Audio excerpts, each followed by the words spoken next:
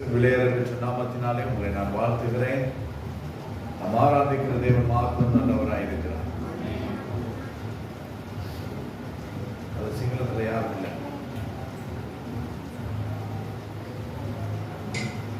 Translate பண்றவங்க எல்லாத்துக்கும் சுகம் இல்லை. ஹல்லேலூயா. நம் தேவன் மாத்திரம் நல்லவராய் இருக்கிறார். இந்த நாளிலே கர்த்தருடைய வார்த்தை நமக்கு உண்டாயிருப்பதாக.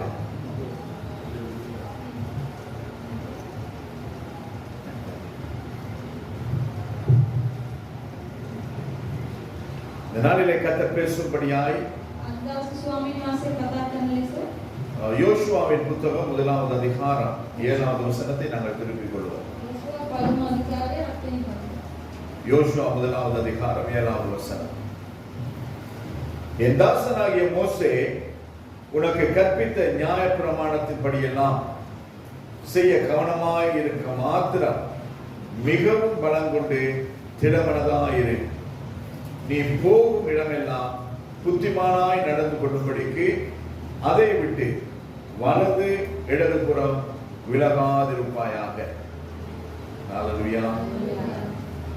இந்த வசனத்தின் மூலமாய் கர்த்தர் நம்மோடு கூட பேசுகிறார். எல்லாரும் ஒரு விசை தேவ சமூகத்தில் எங்கள் கண்களை மூடி இந்த நாளிலே தேவன் தாமே நம்மோடு கூட பேச வேண்டும் என்று சொல்லி கர்த்தர் மனுஷ சத்தம் நம்முடைய காதுகளிலே கேட்கக்கூடாது. தேவனுடைய சத்தம் மாத்திரம் கேட்க வேண்டும். அந்த சத்தம் கேட்கும்படியாக ஒரு விஷயம் நாங்கள்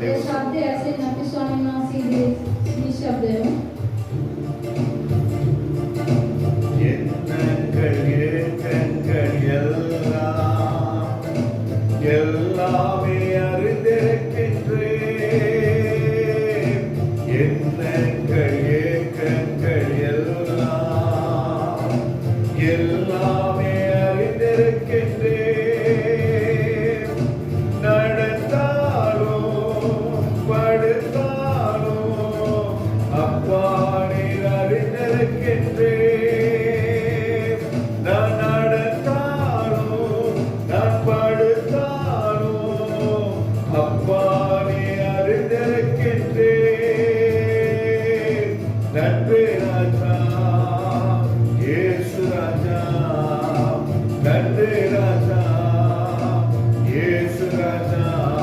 என்னை காண்பவரே, இனம் காப்பவரே, என்னை காண்பவரே, இன்னும் காப்பவரே, முன்னும் பின்னும் நெருக்கி நெருக்கி சுற்றி என்னை சூழ்ந்திருக்கின்றே.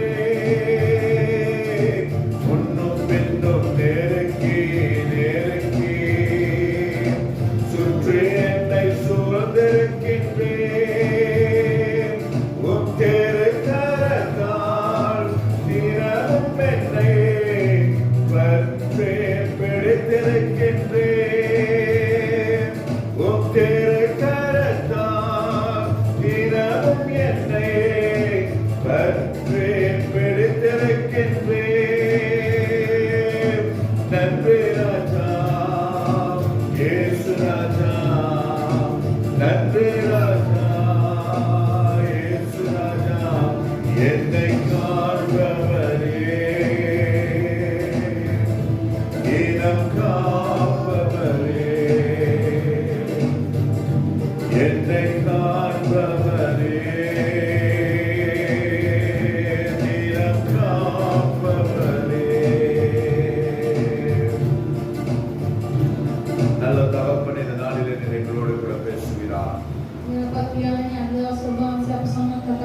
நீ போகும் இடமெல்லாம் புத்திமானாய் நடந்து கொள்ளும்படி அதை விட்டு வலது இடதுபுறம் விலகாதிருப்பாயாக என்ற வார்த்தையின்படி கர்த்தரை நடத்துகிறார். அந்த வார்த்தையின்படி மாலைகளை நாங்கள் ஒப்புவிக்க கர்த்தர் அனுக்கிரகம் செய்கிறார். இயேசு கிறிஸ்துவின் மூலமாய் பிதாவே. පියාණෝ. ஆமென். ආමේන්. ஹalleluya. හalleluya.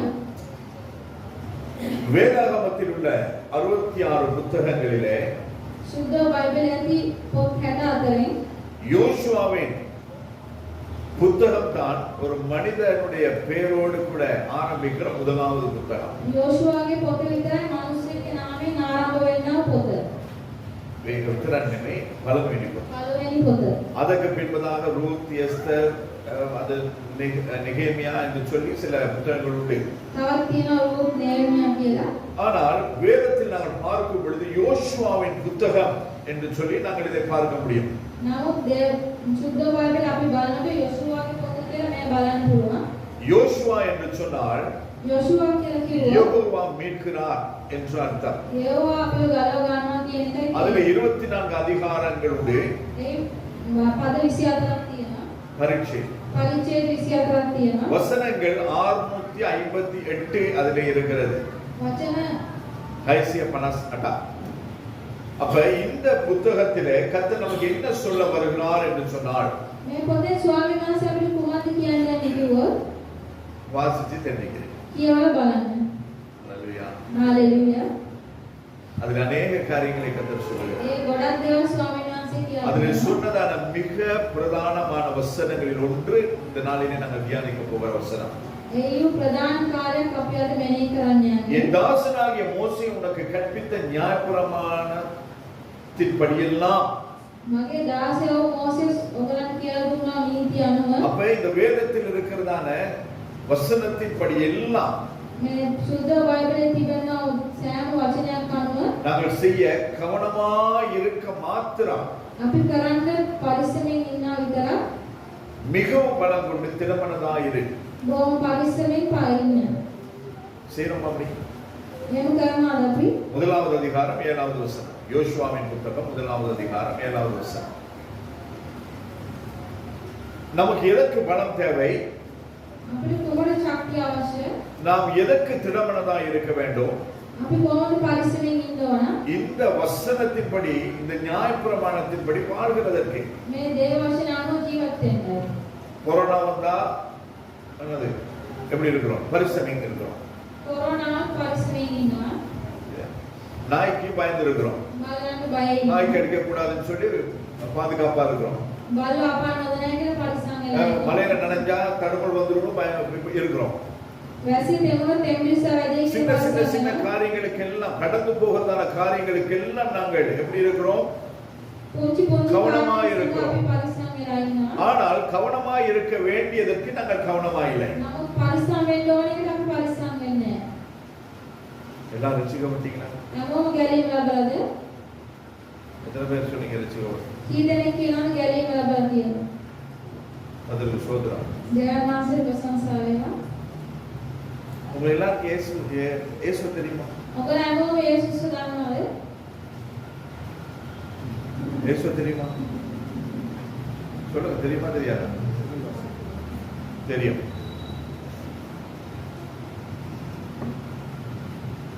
அவர் யார்? தெரியும்னா அவர் யார்? දන්නවනම් ඕක කවුද? அவர் நல்லவர், ඔව්. යාපා. வல்லவர், நானும் தெரிஞ்சவர். வேற சொல்லுங்க. உங்களுடைய பாவங்கள் சாபங்கள் அத்தனை மீறலுக்காக மரித்தவர். நம்முடைய பாவங்கள், சாபங்கள், மீறுதல் எல்லாருக்காகவும் மரித்தவர். சரி, வேற? அப்ப நம்முடைய பாவங்கள், மீறுதல்கள், அக்கிரமங்களுக்காய் மரித்த அந்த இயேசுக்காய் நீங்கள் என்ன செய்றீங்க? අප වෙනුවෙන් මරුණා යේසු වෙනුවෙන් ඔබලා කුමක්ද කරන්නේ? அவருக்காக நீங்க சாவீங்களா? ඔව් වෙනුවෙන් ඔබලා මරනවද? அப்ப அவருக்காக என்ன செய்வீங்க? ඒ වෙනුවෙන් අපි කුමක්ද කරන්නේ? ஒன்றும் செய்ய மாட்டோம். මොකුත් කරන්නේ නැහැ.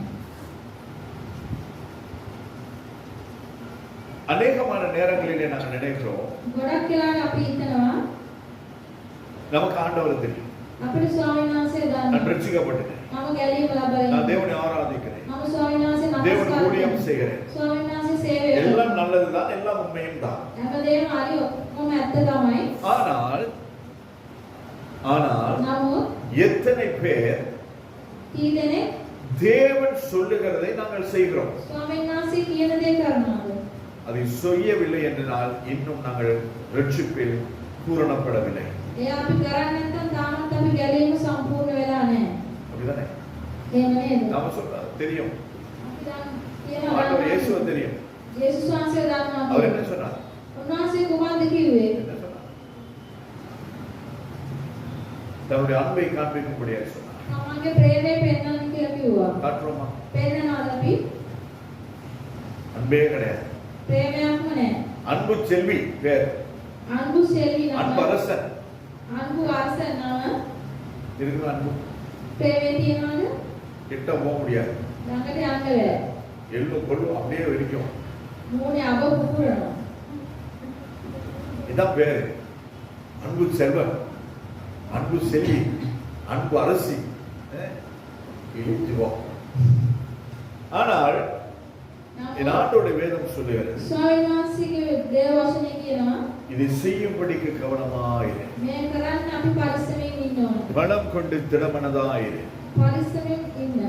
அப்ப இந்த காரியங்களை கர்த்தர் செய்யும்படியாய் தான் நமக்கு பலத்தை கொடுத்திருக்கிறார். මේ දේවල් කරන්න ස්වාමීන් වහන්සේ අපිට ශක්තිය දෙන්න. இதை நம்முடைய பலத்தினால் செய்ய முடியாது, ஆனால் தேவ பலத்தினால் செய்ய முடியும். මේ අපේ ශක්තියෙන් කරන්න බෑ. නමුත් ස්වාමීන් වහන්සේගේ ශක්තියෙන් කළේ. இந்த இஸ்ரவேல் ஜனங்களை மோசே எகிப்து தேசத்திலிருந்து நடத்தி வந்தார். මේ ඉස්රායෙල් ජනයා මෝසෙස් එගිප්තු දේශයෙන් කැඳවගෙන ආවා. ஆனால் நடத்தி வருகிறதான நேரத்திலே ஜனங்களின் நிமித்தமாய் கர்த்தர் சொன்னதை கேளாதபடி தான் செய்தது நிமித்தமாய் வாக்கு பண்ணினதான தேசத்திற்கு அவரை கர்த்தர் அனுமதிக்கவில்லை. නමුත් මෝසෙස්ට කියපු දේ කරන්නේ නැතුව වෙන දෙයක් කරපු නිසා ඔහුට කානාන් දේශයට යන්න බැරි වුණා. மோசே விபச்சாரம் பண்ணல, මෝසෙ විපජානක් කරේ නැහැ. மோசே கொள்ளையடிக்கல, මෝසෙ මංකොල්ල කෑවේ නැහැ. மோசே பரிதானம் வாங்கவில்லை. ரைட் ரைட் என்ன சொல்றது? அல்லஸ். අල්ලස් ගත්තේ නැහැ. அப்ப இதெல்லாம் மோசே செய்யவில்லை. මේ දේවල් මෝසෙ කරේ නැහැ. ஆனால் மோசே என்ன செய்தார்? නමුත් මෝසෙ මොකද කරේ? என்ன அவர் செய்த தவறு என்ன? මොකද ඔහු කරපු වැරද්ද? ஆண்டவரே அவரை குறித்து சாட்சி சொல்லுகிறார். ස්වාමීන් වහන්සේ ඔහුට සාක්ෂි දෙනවා. ஆண்டவர் அவரை குறித்து சொன்ன சாட்சி என்ன? ස්වාමීන් වහන්සේ ඔහුට දුන්න සාක්ෂිය කොහොමද? என் வீட்டில் எங்கும் உண்மை உள்ளவர். මගේ ගෙදර සැබෑවුම් කෙනායි. வேற அவனை போல இந்த பூமியில பொறுமையானவன் ஒருத்தருமே கிடையாது. ඔහු වගේ විවසිලිවන්ත කෙනෙක් මේ அந்த அளவு சாந்த சுரூபியாய் இருந்தவர். ඒ වගේ ඔහු යාපත් ගුණ ඇති කෙනෙක්. அப்ப இப்பேற்பட்டவர் ஒரு சந்தர்ப்பத்திலே ஆண்டவராகிய தேவன் சொன்னார், நீ அந்த கண்மலையை பார்த்து பேசு. මේ වගේ කෙනෙක් ස්වාමීන් වහන්සේව පර්වතයේ දෙස බලා කතා කරන්න. ஆனால் பேச சொன்னதான மோசே என்ன செய்தான்? නමුත් කතා කරන්න කියපු මෝසෙ கண்மலையை அடித்தான். ඒ පර්වතයට ගැසුවා. எத்தனை முறை அடிச்சார்? කී සැරයක් ඇව්වද? எத்தனை முறை? කී සැරයක්? ஒரே முறை 2 தானே அடிச்சார். එක සැරයක් දෙපාරක් ගැව්වා. யார் நிமித்தம்? කවුරු නිසාද? இஸ்ரவேல் ஜனங்கள் செய்ததான முரட்டாட்டத்தின் நிமித்தம் ඉස්රායෙල් ජනයාගේ මොරටුකම නිසා அவன் அந்த கண்மலையை பார்த்து பேசாதபடி அதை அடித்தான். ඒ පර්වතයේ දෙස බලා කතා කරන්නේ නැතුව පර්වතයට ගැසුවා. அடித்தது நிமித்தம் என்ன சம்பவித்தது? ගැසුව නිසා කුමක්ද සිදු වුනේ? தண்ணீர் வந்தது. වතුර ආවා. அதுதான் ආවද? அது. இன்னும் வந்துட்டு இருக்கு. තාමත් එනවා. நிக்கல. சரித்திரம் சொல்லுகிறது இன்னும் அந்த இடத்துல தண்ணீர் வந்து கொண்டிருக்கிறது. ඉතිහාසයේ කියන තාමත් මේ ස්ථානයේ වතුර එනවා. ஆனால் வாக்கு பண்ணப்பட்டதான தேசத்திற்குள் மோசே பிரவேசிக்கவில்லை. නමුත් ස්වාමීන් වහන්සේ කිව්වා දේශයට මෝසෙස් ගියේ නැහැ. பொருந்துவ தேசம். පොළොන්නු දේශයට. அதே போல கர்த்தர் நமக்கு अनेक வாக்குத்தத்தங்கள் கொடுத்திருக்கலாம். ඒ වගේම ස්වාමීන් වහන්සේ අපිට බොහෝ අනාගත වාක්‍ය දී තිබෙනවා. தேவன் अनेक காரியங்கள் நம்முடைய வாழ்க்கையில சொல்லி இருக்கலாம். ස්වාමීන් වහන්සේ බොහෝ දේ අපේ ජීවිතේ කියා තිබෙනවා. தேவனுடைய நியாயப்பிரமாணத்தின் புத்தகத்தில் இருக்கிற வசனங்களை நாங்கள் கைக்கொள்ளாதபடி நாங்கள் வாழ்வோமானால், மேலோட்டமான கிறிஸ்தவ வாழ்க்கை வாழ்வோமானால், ස්වාමීන් වහන්සේ අපිට කියා තිබෙන දේ කරන්නේ නැතුව අපිට ඕන විදිහට ජීවත් වුණොත් பாவம் எது தெரியுமா உங்களுக்கு? පව් කියන්නේ කුමක්ද කියලා ඔයගොල්ලෝ දන්නවද? பாவம் என்ன? பாவம் என்றால் என்ன? පව් කියන්නේ කුමක්ද? சொல்லுங்க. எல்லாரும் பாவமா பார்த்துட்டு இருக்கீங்க. மழை வேற பெய்ஞ்சிட்டு இருக்குது. වැස්සක් වයින්නවා. நேரத்தோட விட்டா போயிடுமா, சாப்பிட்டோமா, படுத்தோமான වෙලාවට આવොත් ගිහිල්ලා නිදා ගන්න පුළුවන්. சொல்லுங்க. பாவம் என்றால் என்ன? පව් කියන්නේ කුමක්ද?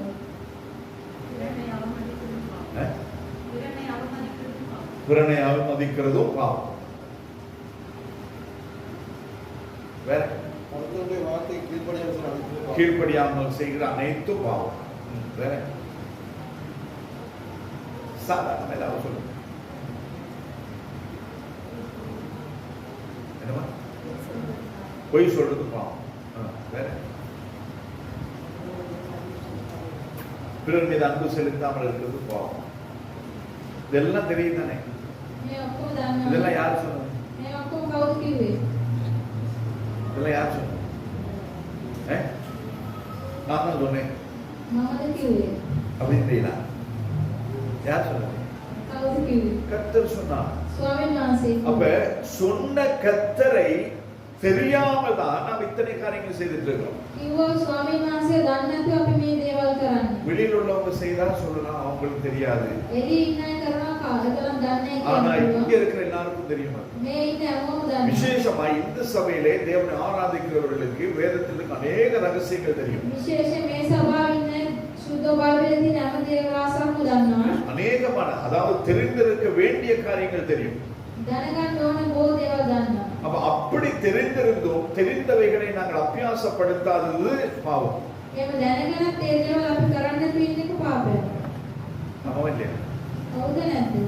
அதாவது மொத்தத்தில் நமக்கு ஆண்டவர் தெரியல. ஆராதிக்கிறோம், ஆண்டவர் செய்த காரியங்களை சாட்சியாக சொல்லுகிறோம். கர்த்தர் கொடுத்ததிலிருந்து கர்த்தருக்கு நாங்கள் திருப்பி கொடுக்கிறோம். கர்த்தர் சொன்ன வார்த்தைகளை நாங்கள் செய்திகளாய் கேட்கிறோம், பிரசங்கிக்கிறோம். ஆனால் இன்னும் தேவன் யார் என்று தெரியாதபடிக்கு நாங்கள் பாவம் செய்து கொண்டிருக்கிறோம். அப்ப தெரியாத இடத்துக்கு நம்மால போக முடியுமோ? சொல்லுங்க. எங்க புள்ள ஸ்கூல்ல படிக்கிறான், எங்க குச்சப்பட்ட படிக்கிறான். என் புள்ள ஜோசப்ஸ்ல படிக்கிறான். குருகுருன்னு போயிருக்கீங்களா? செக்யூரிட்டி சொல்லணும். அவரும் போயிட்டு கேட்டுட்டு வந்தா அவங்க சொல்லுவாரு. இல்ல என் புள்ள படிக்கிறான், நான் பிரின்சிபலை பார்க்கணும். இஷ்டப்பட்ட நேரத்துக்கு போக முடியுமா? Thursday அன்னைக்கு மட்டும்தான் பேரண்ட்ஸை பார்க்கணும். சாதாரண ஸ்கூல்.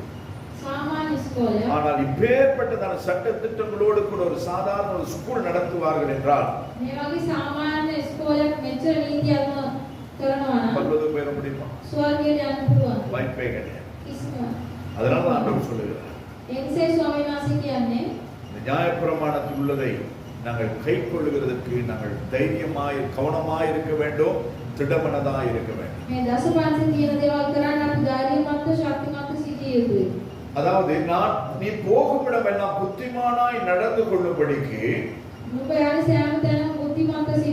இதை விட்டு வலது இடது புறம் விலகாதிருப்பாயாக. உங்களுக்கு புத்தி இருக்குதா? அறிவு இருக்குதா? கேள்வி மொழியா உனக்கு அறிவு இல்லை இதுதான் நாம ஏன் அப்படி பண்ண போறோம்? அதனால நான் சொன்னேன், வளர்ந்து இடதுபுறம் நாங்கள் சாயாதபடி. ஓல்ட் நிகம்பு ரோட், புது நிகம்பு ரோடு இருக்குதான் இன்னைக்கு பந்தலை. அன்னைக்கு ஒரு செலவு வச்சிருக்காங்க பதினீங்க. என்ன சார்? இயேசுன்னு சொல்ற ஒருத்தர் அப்படி வச்சிருக்காங்க. நானே வழியும் சத்தியமும் ஜீவனுமாய் இருக்கிறேன், என்னால் அன்றி ஒருவனும் பிதாவின் இடத்திலே வரான் அப்படின்னு சொல்லிட்டு ஒரு கையை நீட்டிருக்காரு. ஏன்? Choice is yours. அவன் இந்த பக்கம் போனா இந்த பக்கம் போனா, ஆனால் என்னாலே அன்றி ஒருவனும் பிதாவின் இடத்திலே. இந்த பக்கம் போனா இந்த பக்கம் போனா, ரெண்டு பக்கம் போனாலும் ஒரு இடத்துக்கு தான் வந்து சேரும். ஆனால் இப்படி போனா நேரா போயிடும். කෙලින්ම ගියොත් යන්න ஆனா පුළුවන්. இப்படி போனா மறுபடியும் சுத்தி வந்து யூட்டர்ன் எடுத்துட்டு போகணும். දකුණු පැත්තේ ගියොත් ආයෙ ඇරිලා යූටර්න් අරන් තමයි යන්න වෙන්නේ. ஆனால் ஆண்டவர் சொல்லி என்னால் அன்று ஒருவனும் இல்லாமல் இருக்கிறார். නමුත් ස්වාමීන් වහන්සේ කියන சாதாரண ஒரு சுருவம் தான். නිකන් සුරවම அந்த තමයි. சுருவத்துக்கு நமக்கு சம்பந்தமே கிடையாது. ඒ ස්ටැචු එකට අපිට ஆனால் அதிலும் நாங்கள் கற்றுக்கொள்ள வேண்டியதான பாடங்கள் உண்டு. ඒනුත් අපි ඉගෙන ගන්න බොහෝ දේවල් තියෙනවා. ஆமா. හවුද? அதனாலதான் வேதம் சத்தியம். අපේ දේව වචනේ සත්‍යය. இந்த வேதத்தால் அன்றி நம்மால் ஒன்றும் செய்ய முடியாது. මේ දේව වචනේ අර අපිට කිසි දෙයක් කරන්න எல்லாம் බැහැ. செய்றாங்க, எல்லாமே நடக்குது. හැමදේම සිද්ධ වෙනවා. இப்போ AI டெக்னாலஜி ஒன்று வந்திருக்கு, தெரியுமா? கேள்விப்பட்டீங்களா? AI තාක්ෂණය තියෙනවා අහලා இனிமே තියෙනවා. வருகிறதான நாட்களிலே தேசங்களுக்கு வேலைக்கு ஆட்கள் தேவையில்லை. මේ ඉදිරියට දේශයන් වලට මිනිස්සු අවශ්‍ය වෙන්නේ නැහැ. ஏனென்றால் அந்த தேசங்களுக்கு AI டெக்னாலஜியை கொண்டு ரோபோட்டுகளை கொண்டு அவர்கள் வேலை செய்ய போகிறார்கள். මොකද AI තාක්ෂණය ලොබෝ වලින් නිගමන සේවය ලබා ගන්න அப்போ යන්නේ. உங்க நிலைமை என்ன? අපිට මොකද වෙන්නේ? அதனாலே ஜெபம் பண்ணுங்க. இன்னைக்கு எல்லாம் ஊழியக்காரனா ஊழியக்காரியா மாறிடுங்க. අද මේ ආඥා කරන හැමෝම දේව සේවිකාවන් සේවකයන් වෙන්න කියලා. அதான் உண்மை. அன்னைக்கு பல பேர் செய்த வேலையை இன்னைக்கு ஒரு கம்ப்யூட்டர் செய்துட்டு இருக்கு. එදා බොහෝ දෙනෙක් කරපු දෙයක් අද කම්පියුටර් කරනවා. இன்னைக்கு நெல் வெட்டுறதுக்கு என்னது மெஷின் வந்துருச்சு. අද වී කපන්න මැෂින් තියෙනවා. அந்த நெல்லை தூத்துறதுக்கு மெஷின் வந்துருச்சு. ඒව සුද්ධ කරන්න මැෂින් තියෙනවා. பாட்டில் கழுவுறதுக்கு மெஷின் வந்துருச்சு. බෝතල් හොදන්න මැෂින් அதை තියෙනවා. ஃபில் பண்றதுக்கு மூடி போடுறதுக்கு லேபிள் அடிக்கிறதுக்கு மெஷின் வந்துருச்சு. ඒව පුරවන්න මූඩි දාන්න ලේබල් අලවන්න මැෂින් තියෙනවා. நீங்க என்னத்துக்கு? ඔයා මොකටද? இனிமே உங்களால பிரயோஜனமே கிடையாது. අපේ කිසි ප්‍රයෝජනයක් නැහැ. புரியுதா? உலகம் உங்களை ஒதுக்கி கொண்டிருக்கிறது. ලෝකේ අපි වයින් කරගෙන ஆனால் තියෙනවා. பரலோகம் உங்களை சேர்க்கிறதற்கு கரங்களை விரித்துக் கொண்டிருக்கிறது. නමුත් ස්වර්ග රාජ්‍ය අපේ எத்தனை பேர் ஆயத்தமா இருக்கு? කී දෙනෙක් ඇස්සිලා ඉන්නවද? வேதம் நமக்கு அதை வாசிக்க டைம் கிடையாது. දේව වචනේ කියවන්න අපිට වෙලාවක් எல்லாத்துக்கும் නැහැ. டைம் இருக்குது. හැමදේටම වෙලාවක් තියෙනවා. ஃபேஸ்புக் பார்க்க டைம் இருக்குது. Facebook බලන්න වෙලාව තියෙනවා. கமெண்ட் பண்ண டைம் කමෙන්ට් இருக்குது. කරන්න වෙලාව அது තියෙනවා. ஆட்டு அமுக்கிறதுக்கு டைம் இருக்குது. ආට් සල්කුණ දාන්න වෙලාව තියෙනවා. ஓகே. ඕකේ දාන්න වෙලාව තියෙනවා. கை தட்டுறதுக்கு අපුඩි புதுசு ගන්න. உங்களோட படத்தை இமோஜா என்ன மோஜோ நமக்கு ரிஞ்சோல் மோஜோ மட்டும்தான் நமக்கு தெரியும். அது செஞ்சு போடுறதுக்கு முடியுது.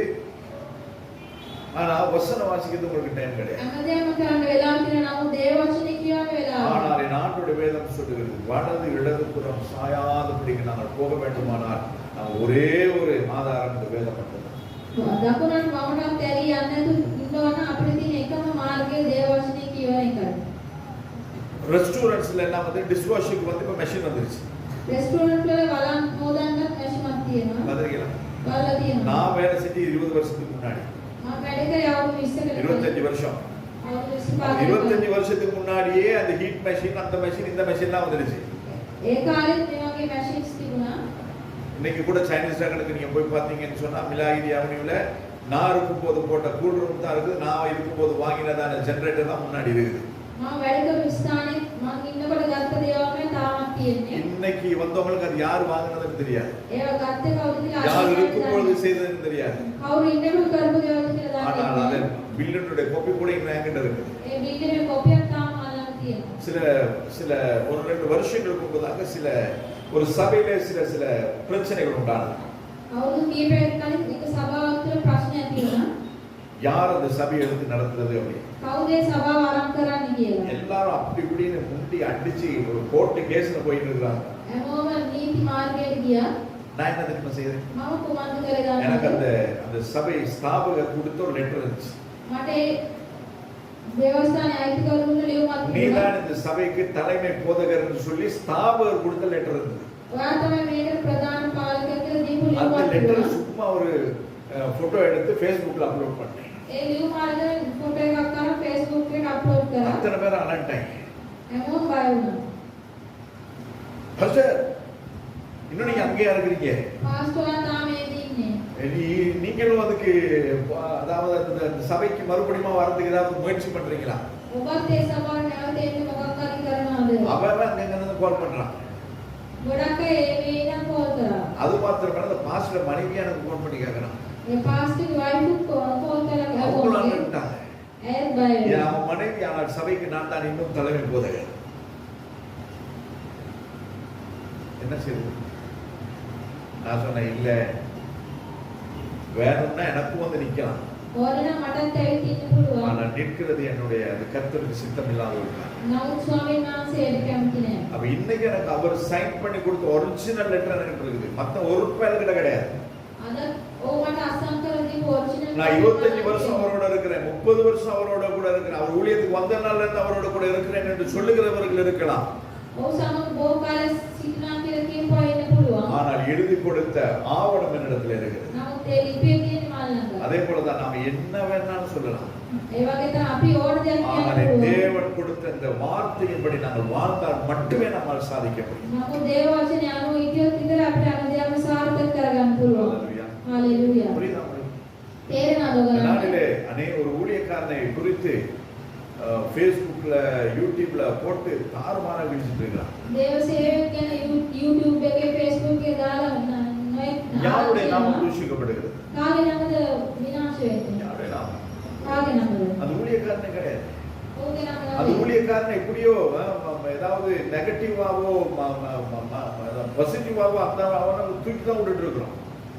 ඔව් අපි පොසිටිව් වල නෙගටිව් විදිහට ඔව් උස්සලා තමයි තියලා තියෙන්නේ. ஆனால் இதன் எல்லாவற்றுக்கும் மத்தியில் தேவநாமம் தூஷிக்கப்படுகிறது. මේ සෑම දෙයක් අතර ස්වාමීන් වහන්සේගේ නාමයේ இதை யார் செய்கிறார் என்று சொன்னால் நம்முடைய கிறிஸ்தவர்கள் செய்கிறார்கள். මේ කවුද කරන්නේ? අපේ ක්‍රිස්තියානි අය කරන්නේ. ஒரு காலத்துல அவருடைய பாட்டு எடுத்து பாடி ஐயோ பாட்டை பாடும் பொழுது வானம் திறக்குது நாங்க ஆவி ஊத்துறார் என்றது அக்கினி வந்தது நாங்க இன்னைக்கு தூட்டி தெரிகிறார்கள். ටික කාලෙකට සින්තු කියන්නේ මේ ආස විවර වෙනවා එන්න කියලා කියපු කට්ටිය තමයි අද ඔබ මේ විදිහට පාත් කරන්නේ. இது நம்முடைய வேலை கிடையாது. මේ අපේ කාර්යයක් නෙවෙයි. நம்முடைய ஒரே ஒரு வேலை.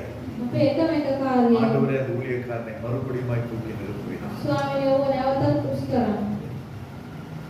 நீதிமான் 7 தரம் விழுந்தாலும் அவன் எழுந்திருக்கிறான். ධර්මිෂ්ඨ අත්සලයක් කරනවා அவனை නෙවෙයි. நியாயம் தீர்க்கிறது நம்முடைய வேலை கிடையாது. ඔබ විනිශ්චය කරන එක අපේ කාර්යයක් නෙවෙයි. அவனுக்கு ஜெபிக்கிறது பேசுவருடைய வாயை மூடுகிறது தான் நம்முடைய வேலை. ඔබ වෙන යාඥා කරන එක අපේ වැඩේ. அது நாம் என்ன பண்ண நாம எடுத்து ஃபோர்ட் பண்ணிட்டு இருக்கோம். අපි තරම් මේක ෆෝවර්ඩ් කරනවා. நீ எதை விதைக்கிறாயோ அதை அறுப்பாய். අපි කොහොමද පළ කරන්නේ? ඒ තමයි අපිට இன்னைக்கு நாம் කපන්නේ. அந்த ஊழியக்காரனை நாங்களும் வியாக்கியானம் செய்யலாம், நாங்களும் விமர்சனம் செய்யலாம். අපි තෝර බානින්න පුළුවන්, ඕක ගැන කතා කරන්න පුළුවන්. நாளை இது நமக்கு நடக்கும் நடக்காது என்பதற்கு என்ன நிச்சயம்? ඒක අපිට මේ සිදු වෙන්න පුළුවන් කියලා කොහොමද? நிற்கிறேன் என்று சொல்லுகிறவன் விழாதபடிக்கு பார்த்துக் கொள்ள வேண்டும் என்று சொல்லி வேதம் சொல்லுகிறது. நிற்கிறேன் என்று சொல்லுகிறவன் ඉන්නවා කියලා කියපු අය விழாதபடிக்கு பார்த்துக் கொள்ள வேண்டும். වැටෙන්නේ නැතුව බලා ගන්න. என்ன ஒரு அடி இது வந்தா நான் இங்க விழுந்துருவேன். තව අඩියක් එළියොත් මම වැටෙනවා. எவ்வளவு நேரம் போகுது? කොච්චර වෙලා යන්නේ? இடது வலது புறம் விழாதபடிக்கு நாங்கள் சரியா இருக்க வேண்டும். මමට දකුණට ඇරි අපි කෙලින්ම ඉන්නවා. இஸ்ரவேல் ஜனங்கள் தங்களுக்கு ஒரு தேசம் இல்லாதபடி இருந்தார்கள். මේ ඉස්රායෙල් ජනයා තමන්ට කියලා දේශයක් නැතුව සිටියා. தங்களுக்கு வீடு இருக்கவில்லை. තමන්ට කියලා නිවසක් නැහැ. தங்களுக்கு ஆசை இருக்கவில்லை. තමන්ට කියලා ආශිර්වාදයක් නැහැ. 400 வருஷங்கள். අවුරුදු 400. ஒரு வருஷம் 2 வருஷம் கிடையாது. අවුරුදු එකක් දෙකක් නෙවෙයි. 400 வருஷங்கள். අවුරුදු 400. எகிப்து தேசத்தில் அடிமைகளாய் இருந்தார்கள். එජිප්තු දේශයේ වාල්ලු වෙලා හිටියා. எகிப்து தேசத்தில் அடிமையாய் இருந்தவர்களுடைய கூக்குரலை கேட்டு கர்த்தர் மோசேயை கொண்டு அவர்களை ரட்சித்தார்.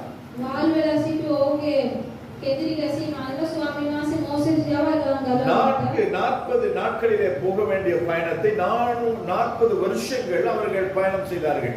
අවුරුදු 40 යන්න පුළුවන් අවුරුදු 40කින් ඔවුන් ගියේ.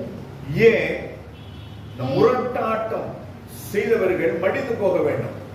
මුරණ්ඩුකම් කරපු අය නැතුව යන්න ඕනේ. இன்னைக்கு ஏன் நமக்கு ஆசீர்வாதம் கிடையாது? ඇයි අපිට ආශිර්වාදයක් නැත්තේ? ஏன் ஆசீர்வாதம் கிடையாது? இன்னைக்கு ஜெபம் பண்ணும் பொழுது நாளைக்கு இந்த ஜெபத்துக்கு பதில் கிடைச்சிருக்கும். අද යාඥා කරොත් ඒකට පිළිතුරක් ලැබෙන්න ඕනේ. ஏன் இன்னும் இல்லை? ඇයි තාම නැත්තේ? ஏன்? ඇයි නැත්තේ? இன்னைக்கு நீங்க கேட்டு யோசிச்சு பார்த்துட்டீங்க. ආදරේ ඔයගොල්ලෝ කල්පනා කරලා තියෙනවද? நானும் ஜெபம் பண்றேன். මමත් යාඥා කරනවා. நானும் ஜெபம் பண்றேன். நானும் ஆலயத்துக்கு போறேன். මමත් දේවස්ථානයට යනවා. காலையில ஜெபம் பண்றேன், நைட்டுக்கு ஜெபம் பண்றேன், சமயம் கிடைக்கும் போதெல்லாம் ஜெபம் பண்றேன். උදේට යාඥා කරනවා, රාත්‍රියට යාඥා කරන අවස්ථාවෙ සෑම වෙලාවකම යාඥා ஏன் කරනවා. இன்னும் பதில் இல்லை? ඇයි තාම පිළිතුරක් නැත්තේ? கழுத்து சரி තාමත් ඔයගේ බෙල්ල අරින්නේ. நல்லா தான் இருக்குது. அட்டி பாகுவோ நல்லா தான் இருக்குது. ඔල්ලනකොට ඔතන තමයි තියෙන්නේ. ஆனா உன் கழுத்து வணங்கா கழுத்து. புரியுதா? அதனால போய் பதிவில்லை. ஆனால் இஸ்ரவேல் ஜனங்கள் නමුත් ඉස්රායෙල් ජනයා அந்த வனாந்தரத்தின் பாதையிலே வரும் பொழுது ඒ වනාන්තරයේ එන විට யாரெல்லாம் கர்த்தரை பரீட்சை பார்த்தார்கள், කවුද ස්වාමීන් වහන්සේ පරීක්ෂා யாரெல்லாம் தேவனை நம்பாமல் இருந்தார்கள், කවුද ස්වාමීන් වහන්සේ யாரெல்லாம் தேவன் சொன்னதை கேட்காமல் இருந்தார்கள், කවුද ස්වාමීන් වහන්සේ කියන දේ அத்தனை பேரும் வழியிலே மாண்டு போனார்கள். ඒ සියලු දෙනා මැරුණා. ஆனால் அந்த யோசுவாவும் காலேபும் மாத்திரம் மீந்திருந்தார்கள். යෝෂුවා කාලේබ විතරක් ගියා. பூஸ்ட் போடுறோம். அது ஏன் மீந்திருந்தார்கள் என்று சொல்லி வாசித்தால் தெரியும். அது காலம் வரும்பொழுது நான் இன்னும் ஒரு செய்தியில நான் உங்களோட பேசுவேன். උගලන්ට කියව දැනගන්න පුළුවන්. තව ඉදිරියට මම ඒ ගැන කතා කරන්න. அப்ப இந்த ரெண்டு பேரை கொண்டு கர்த்தர் செய்ய வேண்டியதை அவர் செய்து முடித்தார். මේ දෙන්නා කියලා ස්වාමීන් වහන්සේ කරන්න හිතපු දේ කරා. வாக்கை பெற்ற மூசே கூட உள்ளே போகவில்லை. වචනේ අඹුණ මෝසේවත් ඇතුළට ගියේ නැහැ. ஆனால் அந்த அதே போலதான் நாங்கள் இந்த ரட்சிக்கப்பட்டு சபையிலே ஆராதிக்கிறோம் என்று சொல்லுங்க எல்லாருமே தேவனுடைய வருகையிலே போக போறது கிடையாது. අපි දේවස්ථානයේ පැමිණ නමස්කාර කරනවා කියලා අපිට යන්න බෑ. யாரெல்லாம் இந்த நியாயப்பிரமாணத்தின்படி நடக்க மனதாய் இருக்கிறார்களோ, கவனமாய் இருக்கிறார்களோ, பெலன் கொண்டு திடமனதாய் இருக்கிறார்களோ அவர்களுக்கு வாய்ப்புண்டு என்று நான் நம்புகிறேன். කවුද ආඥා පිළිපැදලා ඒ අනුව ජීවත් වෙන ඒ අයට තමයි යන්න පුළුවන් කියලා මම විශ්වාස කරනවා. ஏனென்றால் நானுடைய வார்த்தை சத்தியம். මොකද ස්වාමීන් වහන්සේගේ වචනේ සත්‍යයි. குமாரனுடைய சாயலுக்கு ஒத்த சாயல் நம்மிடத்தில் வரவில்லை என்று சொன்னால் பரலோகம் நமக்கு ஒரு பரலோகம் என்பது ஒரு கனவு மாத்திரம்தான். පුත්‍රයාගේ ස්වරූපය අපිට පැමිණෙන්නේ නැත්තම් ස්වර්ග රාජ්‍ය සීනයක් පවණයි. அதனால தான் கால சௌரியோட கூட பேசும்பொழுது சொன்னேன். සහෝදරි සම කතා කරනකොට කිව්වා. நாம் பேசும் பொழுது நாங்கள் பழகும் பொழுது நாம் எல்லாரும் ஒரே குடும்பம். අපි එකතු වෙලා කතා කරනකොට අපි ඔක්කොම පවුලක්. ஆனால் இந்த இடத்துக்கு வந்த பிறகு නමුත් මේ ස්ථානට පැමිණියාට நீங்க පස්සේ யாரோ நான் யாரோ. ඔයගොල්ලන් කවුද මම කවුද? என் ஆண்டவர் என்ன சொல்லுகிறார் அதை மட்டும் தான் சொல்ல முடியும். ස්වාමීන් වහන්සේ කුමක්ද කියන්නේ ඒ විතරයි මම කියන්නේ. எப்படினாலும் வாங்க, எப்படினாலும் போங்க, எதனாலும் செய்ய, எப்படினாலும் இருங்க. ඔයගොල්ලන් ඕන විදියට එන්න ඕන දේක් කරන්න ඒවා බෑ. No compromise. ஆண்டவருடைய வார்த்தையோடு கூட எந்த ஒரு என்ன சொல்றது இணை, அதாவது இந்த வார்த்தையை தவிர யாரோடும் இணக்கம் கிடையாது.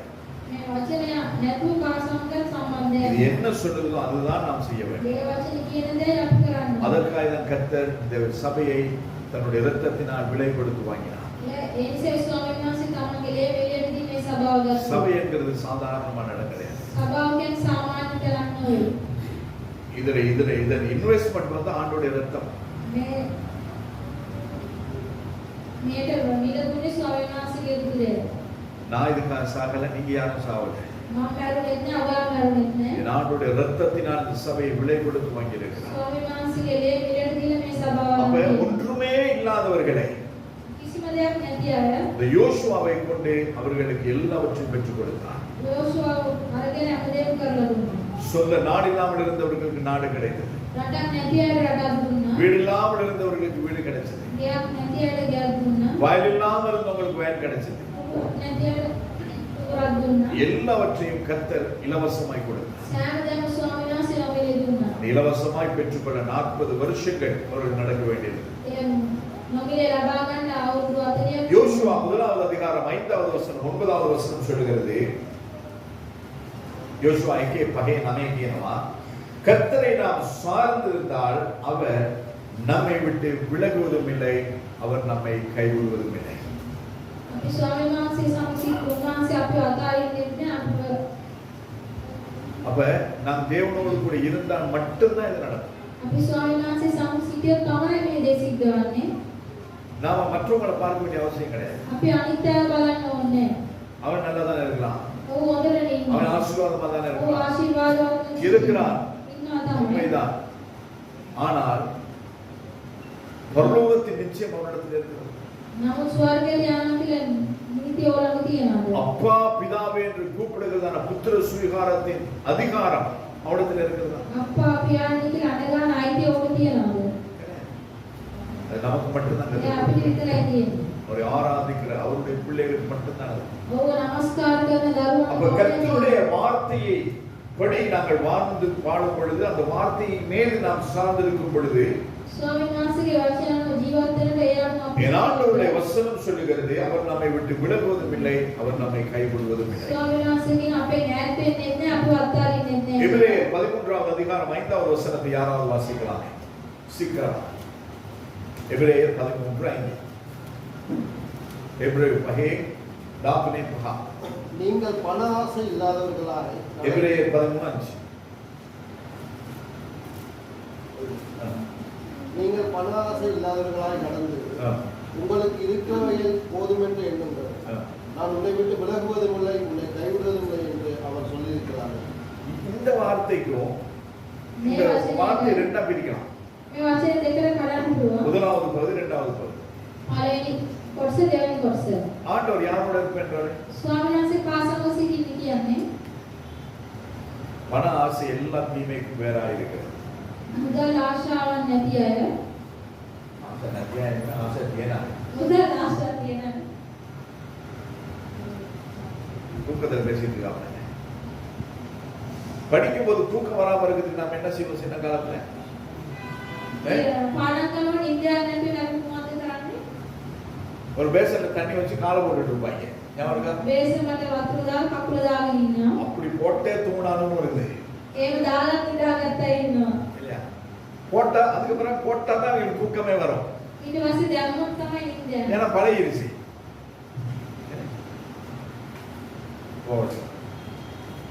பண ஆசை அந்த வசனத்தை வந்து மறுபடியும் வாசிக்கிறோம். நீங்கள் பண ஆசை இல்லாதவர்களாய் நடந்து உங்களுக்கு இருக்கிறவைகள் போதும் என்று எண்ணுங்கள். நான் உன்னை விட்டு விலகுவதும் இல்லை உன்னை கைவிடுவதும் இல்லை. இன்னைக்கு அநேக ஜனங்கள் எதற்கு பின்பதாக ஓடிக்கொண்டிருக்கிறார்கள்? භෝජන අද මොකක් පිටිපස්සේ දුවන්නේ? பணம். මුදල්. நீ நிறைய பேர் படிக்கிறதுக்கு காரணம் என்ன? අද ගොඩක් අය ඉගෙන ගන්නේ. හම්බ කරන්නේ. பணம். මුදල්. நீங்க நிறைய பேர் வெளிநாட்டுல போய் இருக்கிறாங்க. குடும்பத்தை விட்டு உறவுகளை விட்டு අද ගොඩක් අය විදේශ வேற ගමන් வாய்ப்பு கிடையாது. ஆனால் எதற்காக போய் இருக்கிறாங்க? ඇයි ඔවුන් ඉන්නේ? பணம். මුදල්. சிலர் அங்க போய் கஷ்டப்பட்டு வேலை செஞ்சீங்க அனுப்புவாங்க. ගොඩක් අය දුක් විඳලා මේ සල්ලි இங்க වෙනවා. வந்து பார்க்கும் பொழுது ஒண்ணுமே கிடையாது. මේ ඇවිල්ලා බලද්දි මොකුත් නැහැ. அவங்க அங்க ராவு பகலா வேலை செய்வாங்க. ඔවුන් 2 மணி நேரம் 3 மணி நேரம் தூக்கமே. නිදාගන්න පැය දෙක තුනක්. சிலர் வந்து பெட்ரோல் ஷெட்ல அப்படியே தூங்கிட்டு இருந்து யாராவது வந்த பிறகு எழுப்பி பெட்ரோல் அடிக்கிறவங்க உண்டு. සමහර අය පෙට්‍රල් ෂෙඩ් නිදාගෙන කවුරු යාවොත් පෙට්‍රල් ගාන නැහැ. சில பேர் சூப்பர் மார்க்கெட்ல வேலை செய்றாங்க. සමහර අය සුපර් මාකට් වල கிடைக்கிற கொஞ்ச நேரத்துல போய் ஸ்டோர் ரூம்ல போய் தூங்கிட்டு வரவங்க உண்டு. අපේ පොඩි වෙලාවේ ස්ටෝර් රූම් එකේ නිදා ගන්න ඇති ඉන්නවා. எதற்காக? ඇයි ඒ? சம்பாதிக்கணும், අම්ම කරන්නේ. வாழணும், ජීවත් වෙන්න. மற்றவங்களுக்கு முன்பதாக நம்ம காட்டணும். අනිත් අය ඉස්සර අපි පෙන්නනවා. பண ஆசை මුදල් ආශාව. தப்பு கிடையாது.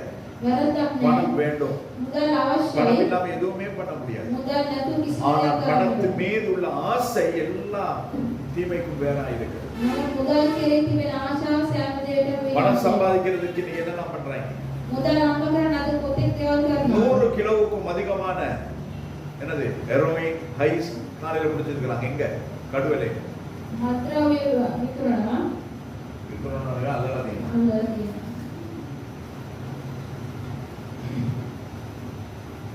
பல கோடிகள் மத்தவங்களை கெடுத்து இவங்க வாங்குறாங்க. අනිත් අය විනාශ කරන මෙතන ජීවත් වෙනවා. ஆனா அவர்களை ஒரு கத்தர் பாருங்க. ஆனால் ஆண்டவர் என்ன சொல்லுகிறார்? නමුත් ස්වාමීන් වහන්සේ කුමක්ද කියන්නේ? இந்த ஆசை இருந்தால் கர்த்தர் நம்மோடு கூட இருக்க மாட்டார். මුදල් ආශාවන් තුළ ස්වාමීන් වහන්සේ අප සමග සිටින්නේ නැහැ. பண ஆசை මුදල් ආශාව. அது இல்லாமல் இருந்தால் ஆண்டவர் சொல்றார், நான் உன்னை விட்டு விலகுவதும் இல்லை உன்னை கைவிடுவதும் இல்லை. මුදල් ආශාව නැති අය සමග ස්වාමීන් වහන්සේ இன்னைக்கு நம்மளுக்கு ஒண்ணுமே கிடையாது. අද අප සමග කිසිම දෙයක් ஆனால் නැහැ. கர்த்தர் மாத்திரம் நம்மோடு கூட. නමුත් ස්වාමීන් වහන්සේ අප සමග සිටිනවා. அதனால் அநேக காரியங்களை செய்யும். ඒ නිසා බොහෝ දේවල් කරන්න පුළුවන්. நேற்று நாளைக்கு இந்த ஆடிட்டுக்கு இந்த அக்கவுண்ட்ஸ் அனுப்பணும். එතන ඔඩිට් එකට මගේ accounts යවනවා. வந்தது வரவு செலவு எல்லாத்தையும் பார்த்து மிச்சம் போக ලැබුණේ ඒවා ගෙදන් වෙච්ච ඔක්කොම බැලුවට පස්සේ மிச்சம் இருக்குன்னு நினைக்கிறேன். ඉතුරු තියනද එතනද? 1.6 மில்லியன் 1.6 மில்லியன் நான் செலவு பண்ணிருக்கேன். நான் வேதம் කරලා තියෙනවා. ஹalleluya. ஹalleluya. கவுதுனே. யாராவது செலவு பண்ணிருக்கீங்களா? அதாவது நீங்க கொடுத்த தசமபாகம், காணிக்கை, அது போக இதர மற்றெல்லாம் இதெல்லாம் கொடுத்து 1.66 அதாவது ஒரு 16,52,000 நினைக்கிறேன். அவ்வளோ நான் செலவு பண்ணிருக்கேன். 10,52,000 சபைக்காய் சபை ஊழியர்கள். சபாவிலே சபா சேவை உதேசா. யார் கொடுத்தது? கவுதுனே. சுவாமீன் நமஸ்தே. என்னோட பணமே கிடையாது. மனமுதானே. ஆனால் வாக்கு பண்ணினவர் அவர் வாக்கு மாறார். அதனால தைரியமா எந்த இடத்துக்கு போக எதையும் செய்யறதுக்கு என்னால முடியும். ஏனென்றால் கர்த்தர் நம்மோடு இருக்கிறார். எனவே அவரை சார்ந்து நாங்கள் வாழ்ந்திருப்போம் என்று சொன்னார். கர்த்தர் நம்மை ஆசீர்வதிப்பார். முதலாவது அதிகாரம் 7 தொடங்கி 9வது வசனம் வரை நாங்கள் வாசிப்போமானால், வேத வாசிப்பு தியானம் நம்மில் நிலையாய் இருந்தால். எல்லாம் ஒரு டைம் வச்சு நீங்க வேதம் வாசிக்கிறீங்களா? வேத தியானம் இருக்கா உங்கள்ட்ட? தேவ சமூகத்தில் அமர்ந்திருக்கிறீங்களா? தேவனிடத்திலிருந்து ஆசீர்வாதத்தை பெற்றுக்கொள்ள முடியாது. வேலை செய்யற சம்பளத்துக்கு வேலைக்கு சம்பளம் வரும். உங்க அப்பா அம்மா உங்களுக்கு செய்ய வேண்டியதை செய்வாங்க. கணவன் மனைவிக்கு செய்ய வேண்டியதை செய்வார். மனைவி செய்ய வேண்டியதை கணவனுக்கு பிள்ளைகளுக்கு செய்வாங்க. இதெல்லாம் அப்படியே போயிட்டு இருக்கும். இதுல ஒரு நாளும் ஒரு காரியங்களும் தடைபடாது. இதையும் தாண்டி தேவன் என்னை தனிப்பட்ட விதத்தில் ஆசீர்வதிக்க வேண்டுமானால், தேவன் என்னை உயர்த்தி வைத்து அழகு பார்க்க வேண்டுமானால் நம்ம என்ன செய்யணும்? தேவனோடு கூட தனிமையாய் நேரம் செலவு. வேத தியானம், வேத வாசிப்பு, தேவ சமூகத்தில் நேரம் செலவழிக்கிறது நமக்கு உண்டாயிருக்கு. சிலர் காலையிலிருந்து நைட் வரை வேலை செய்வாங்க.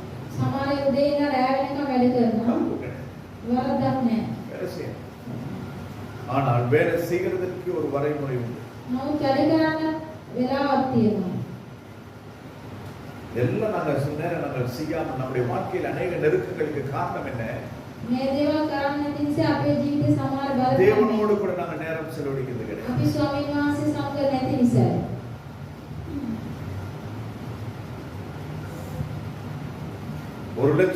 கிட்டத்தட்ட 1,65,000 ரூபாய் ஒரு மாசம் நான் செலவு பண்ணியிருக்கேன். அவரேஜா சமூகத்துக்காக. உங்க தசமபாகம் காணிக்கை இல்லாமல் நீ யாராவது உங்களுக்கு செலவு பண்ண முடியும்?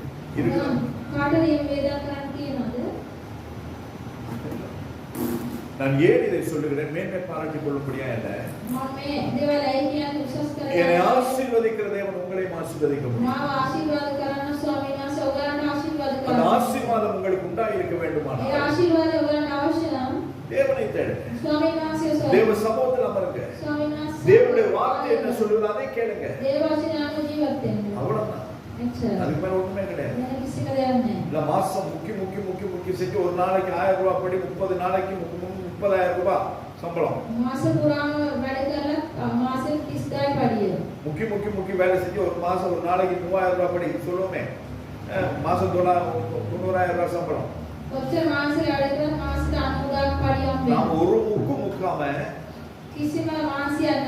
நீங்க கொடுக்கிறது போக ஊழியத்துக்கு மட்டும் 1,60,000 ரூபாய் செலவு பண்ணிருக்கு. அப்ப என் பிள்ளைகளுக்கு எவ்வளவு செலவு பண்ணிருக்கு?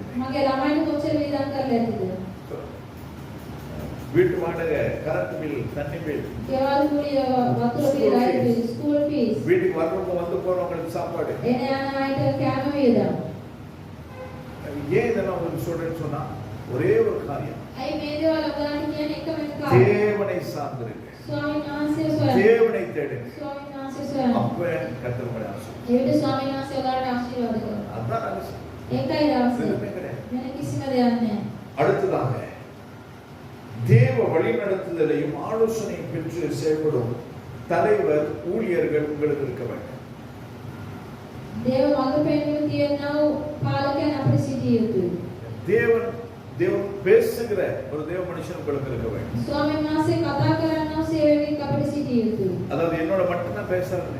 මාසම් විතරක් කතා කරනවා නෙවෙයි. தேவன் பேசுகிற ஊழியர்கள் உலகத்திலே அநேகம் உண்டு. ස්වාමීන් වහන්සේ කතා කරන සේවකයන් බොහෝ. என்னோடு பேசுகிறதை காட்டிலும் அதிகமாய் பேசுகிற தேவ மனுஷர்களும் உண்டு. මාසම් කතා කරන වැඩි ස්වාමීන් වහන්සේ කතා කරන දේව සේවකයන් கொஞ்சம் සිටිනවා. பேசுற என்னாலேயே இவ்வளவு உங்களுக்கு சொல்ல முடியும்னா පොඩ්ඩක් කතා කරන මට මෙච්චර දේවල් කියන්න පුළුවන් නම් ஒவ்வொரு வினாடியும் பேசுகிற தேவ மனுஷர்களுக்கு இவ்வளவு சொல்ல முடியும். සෑම මිනිත්තුම ස්වාමීන් වහන්සේ කතා කරන දේව அந்த සේවකයන් කොච්චර ஸ்தானத்துக்கு කියන්න පුළුවන්. நீங்கள் வருவீர்களா? එම ස්ථානෙට ඔයගලන් පැමිණිය. உங்க பிள்ளை எங்க திரும்புன்றது உங்களுக்கு தெரியும். ළමයා කොහෙද ඇරෙන්නේ කියලා ඔයගලන්ට உங்க புருஷன் දැනගන්න. எங்க போறாருன்றது உங்களுக்கு தெரியும். හස්බන්ඩ් කොහෙද යන්නේ කියලා உங்க மனைவி දැනගන්න. என்ன பண்றான்றது உங்களுக்கு தெரியும். වයිෆ් මොනවද කරන්නේ කියලා அவளுக்கு දැනගන්න. பின்னுக்கே நீங்க என்ன ஜிபிஎஸ் வச்சு பார்க்க வேண்டிய அவசியம் கிடையாது. පිටිපස්සෙන් GPS තියලා බලන්න ඕනේ அவ නැහැ. எங்க போறா?